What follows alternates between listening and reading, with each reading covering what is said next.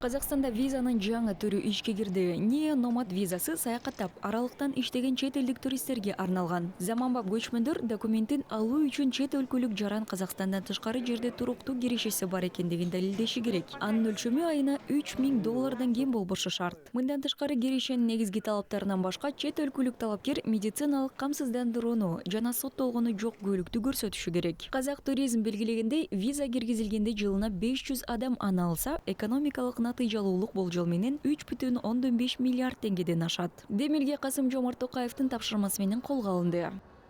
Это очень важно, поскольку уже 50 разных стран со всего. Бул абдан маанилүү демилге. Бүгүнкү күндө аны дүйнөнүн 50 өлкөсүнө киргизди. Учурда 35 миллион адамды заманбап көчмөндөр деп атоого болот. Эгерде документ ээлери өздөрүнүн каржылык мүмкүнчүлүктөрүн $3000 ашык туруктуу киришесин далилдесе, анда биздин өлкөдө 1 жылга чейин болуу мүмкүнчүлүгү берилет. Мындан тышкары ал башка өлкөдө туруктуу жумуш орду болушу шарт. И не претендуют на рабочие места, которые есть у нас в стране. Айта кетсек, Казакстанда Digital Nomad виза ишке кирди. Ал аралыктан иштегиси келген эл аралык IT адистерине арналат. Программанын артыкчылыктары визаны жол жобоштуруунун жөнөкөйлөтүлгөн. 5G жана спутник байланышын жеткиликтүүлүгү, бизнести жүргүзүүнү жана инновациялык долбоорлорго катышууну жеңилдетүү үчүн жергиликтүү маданият менен интеграциялоо болуп саналат. Digital Nomad визанын ишке кошулуусу бул өлкөнү санариптик көчмөндөрдүн эл аралык борборуна айлантуудагы маанилүү кадам.